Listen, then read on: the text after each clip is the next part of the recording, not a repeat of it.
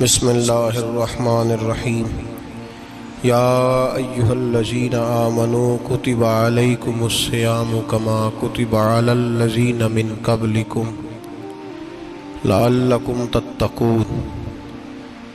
قال النبی صلی اللہ علیہ وسلم لکل شیء زکاة و زکاة الجسد الصوم او کما قال صلی اللہ علیہ وسلم صدق اللہ العظیم و صدق رسولہ النبی الکریم۔ ان اللہ و ملائکتہ یصلون علی النبی یا ایہا الذین آمنوا صلوا علیہ وسلموا تسلیما۔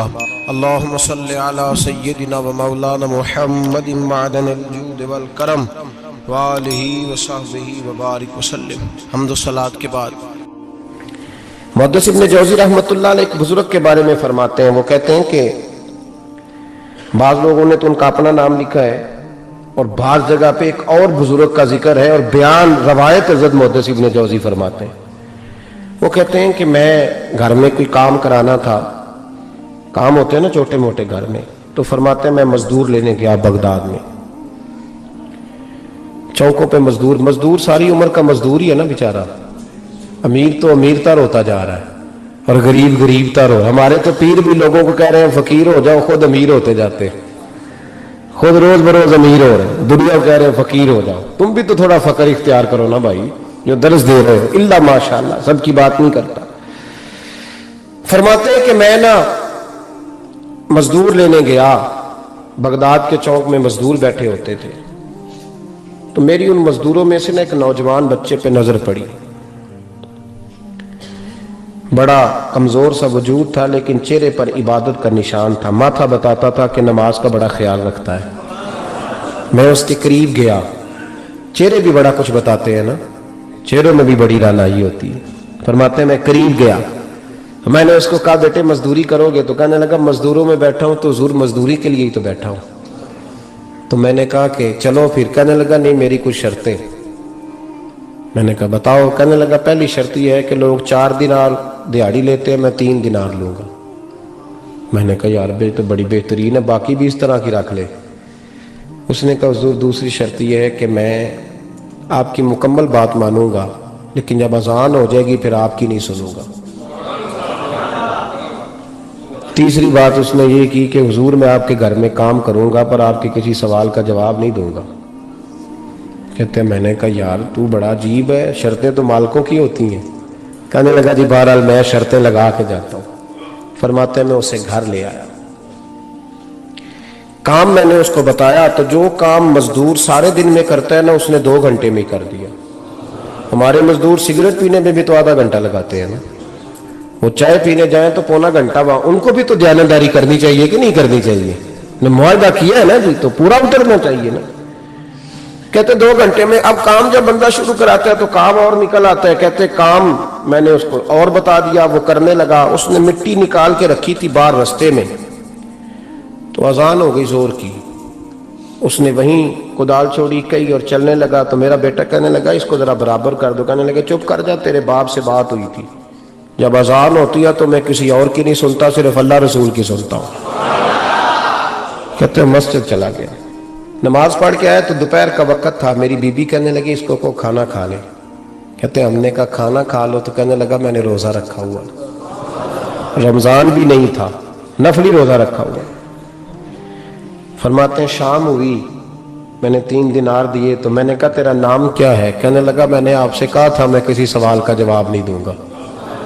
کہتے وہ چلا گیا۔ اگلے دن میں پھر لینے گیا اسے، کام کچھ اور نکل آئے تو لوگوں نے بتایا وہ صرف ہفتے والے دن آتا ہے۔ میں نے کہا کیوں؟ کہنے لگا جی وہ کہتا ہے میرا ہفتے کا خرچہ 3 دینار ہے، جب 3 دینار کما لیتا ہوں تو باقی سارا ٹائم اللہ رسول کی ذکر میں گزار دیا کرتا ہوں۔ فرماتے ہیں جی اگلے ہفتے میں پھر لینے گیا، میں نے پورا ہفتہ انتظار کیا کہ کام اسی سے کرانا ہے۔ میں جب گیا تو میں نے کہا چلو، کہنے لگا میری شرطیں یاد ہے نا؟ اور میں نے کہا یاد ہے بھائی، ساتھ چل۔ فرماتے ہیں کام کرایا، 2-3 ہفتے وہ آتا رہا۔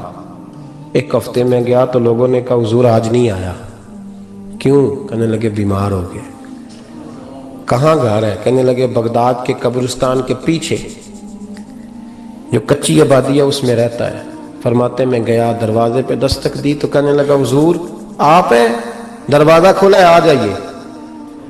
فرماتے میں اندر گیا تو میں نے کہا تمہیں کیسے پتا چلا میں آیا ہوں؟ کہنے لگا حضور اللہ والے ہو, آپ نہیں آنا تھا, ورنہ امیر تو غریبوں کا پتہ لینے کوئی نہیں آتے. کہتے میں قریب گیا تو کہنے لگا میں آپ کا انتظار کر رہا تھا, تیز بخار ہے, تپ رہا. جیب سے کچھ پیسے نکالے, کہنے لگا یہ پیسے رکھ لیں. ایک انگوٹھی نکالی, کہنے لگا حضور آج رات کو میرا انتقال ہو جائے گا, ان پیسوں کا کفن خرید کے صبح جنازہ پڑھ کے مجھے دفن کر دینا, اور جب دفن کرو تو یہ انگوٹھی لے کے عصر کے بعد ہارون رشید کے پاس جانا. آپ اسے کہنا میں نے ملنا ہے, پر وہ آپ کو ٹائم نہیں دے گا. آپ اس کو آواز دیجیے گا کہ تیری ایک امانت ہے میرے پاس, پھر وہ آپ سے ملے گا تو انگوٹھی دے دے, پھر آپ میری طرف سے فارغ ہیں. حضرت فرمانے لگے تیرا نام؟ اور کہنے لگا حضور وقت تھوڑا ہے, آج رات میں نے جانا ہے. بڑی لمبی معافی مانگنی ہے رب کریم سے, اگر مناسب سمجھے تو مجھے اپنے رب سے تنہائی کرنے دے. فرماتے ہیں میں آ گیا, پر اس کی باتوں نے مجھے ساری رات سونے نہیں دیا. فرماتے ہیں صبح بڑی مشکل سے سورج نکلا, میں گیا دروازے پہ ہاتھ رکھا تو دروازہ کھلا ہوا تھا. اندر داخل ہوا تو خوشبوئیں میرا استقبال کر رہی تھی. جب چہرے سے کپڑا ہٹایا تو اس کا تو انتقال ہو چکا, انتقال ہو چکا, ایسے جیسے کسی کا دیدار کر کے سویا. کہتے میں تو 2 آدمی لے گیا تھا جنازے پہ, پر پتہ نہیں دنیا کدھر کدھر سے آئی, کہاں کہاں سے. اکھاں جدو میٹیاں زمانہ مینو روے گا, اپنا تے اپنا بیگانہ مینو روے گا, اپنا تے اپنا. اور میاں صاحب نے کہا تھا بعد مرن دے مکھڑا میرا ہو جاوے جے تازہ, پھر سمجھ لینا محبوب میرے نے آن پڑیا جنازہ. اور کسی اردو کے شاعر نے کہا تھا میرے مرنے پہ ہر سو شور مچ جائے گا دیکھو گے. اللہ میرے مرنے پہ ہر سو شور مچ جائے گا دیکھو گے, کہنے الوداع سرکار خود تشریف لائیں گے. فرماتے میں تو 2 بندے لے گیا تھا, پر پتہ نہیں مخلوق کہاں کہاں سے آئی. جنازہ پڑا, دفن کیا. ہارون رشید کے پاس میں عصر کے بعد گیا, میں نے بلانا چاہا پر بادشاہ تھا, میری طرف دیکھا ہی نہیں. میں نے اس کو کہا تیری ایک امانت میرے پاس ہے. فرماتے ہیں وہ مجھے کونے پہ لے گیا, کیا بات ہے؟ کمرے میں بلایا, میں نے انگوٹھی دی. ہارون رشید تو چیخے مارنے لگا, کہنے لگا انگوٹھی والا کہاں ہے؟ میں نے کہا وہ تو انتقال کر گیا. کہنے لگا مجھے قبر پہ لے چل. کہتے میں قبر پہ لایا تو وہ لیٹ گیا, تڑپ کے رونے لگا. میں نے کہا میرا کلیجہ پھٹ جائے گا, نہ اس نے کچھ بتایا نہ تو نے بتایا, یہ کون تھا؟ تو ہارون رشید کہنے لگا یہ میرا بیٹا تھا. میں نے کہا تیرا بیٹا اور مزدور؟ کہنے لگا حضور یہ حضرت داؤد تائی کے پاس بیٹھا کرتا تھا, ان کا مرید تھا. مجھے روز کہتا تھا ابا تو نے بڑی دنیا اکٹھی کر لی ہے, مرتے وقت تجھ سے ٹانگیں سمیٹی نہیں جائیں گی, اتنا حساب نہیں تو دے سکے گا. میں اس کو سمجھا دیتا, اس کی اماں سمجھا دیتی. یہ روز ہمیں کہتا چھوڑ دو, آ جاؤ اللہ رسول کی بارگاہ میں جھک جائیں. ہم سمجھ. ایک دن یہ چلا گیا, کہنے لگا پھر تمہارا راستہ اور ہے اور میرا راستہ اور ہے. یہ سونے کی انگوٹھی غلطی سے اس کے پاس رہ گئی, غلطی سے ہیرے کی انگوٹھی چلی گئی. کہنے لگا دیکھو میرے بیٹے نے آج وہ بھی واپس کر دی ہے. پھر تڑپ کے کہنے لگا ہارون رشید تھا تو یہ میرا بیٹا, پر میرا مرشد نکلا, میرا پیر نکلا. بھائی زندگی تو بڑی تھوڑی ہے نا. بابا صاحب نے کہا تھا اٹھ فریدہ ستیا, اور داڑھی آ گیا پور, اگا نیڑے آ گیا, پچھا رہ گیا دور. اٹھ فریدہ ستیا خلقت ویکھن جا, متے کوئی مل جائی بخشیا تے تو ہی بخشیا جا. اٹھ فریدہ ستیا چاڑو دے مسیت, تو ستے رب جاگدا تیری ڈاڈے نال پریت. میرا رب ہمیں بھی اپنی بارگاہ میں قبول فرمائے. آخر دعوانا ان الحمدللہ. میں نے کچھ لوگوں کو دیکھا ہے اگر کوئی نیک کام کر لیتے ہیں نا تو پھر وہ کہتے ہیں چونکہ میں نے کیا لہذا ساری دنیا فوراً یہ کرے.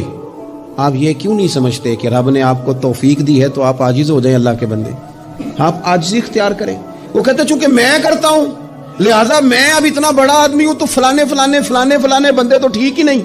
हजरत सादी शिराजी कहते हैं कि तहज्जुद का टाइम था। पुराने जमाने में ना लोग मुसाफिर अक्सर रात मस्जिदों में आके गुजारते थे, तो कहते हैं मस्जिद में लोग सोए हुए थे सारे, तहज्जुद का टाइम था, मैं तहज्जुद की नमाज पढ़ रहा था, मेरे वालिद भी साथ थे। तो मैंने अपने अब्बा जी से कहा, ये देखो कितने बदनसीब हैं, नफलों का टाइम है और ये सोए हुए हैं। तो फरमाते हैं मेरे वालिद कहने लगे, काश तू भी सोया ही रहता, लोगों के कपड़े तो ना फाड़ता। ओ खुदा के बंदे, अगर तूने पढ़ी है तो तेरा और रब का रिश्ता है, इसकी बुनियाद पर तू दूसरों को हकीर जानने लग गया। इल्म पढ़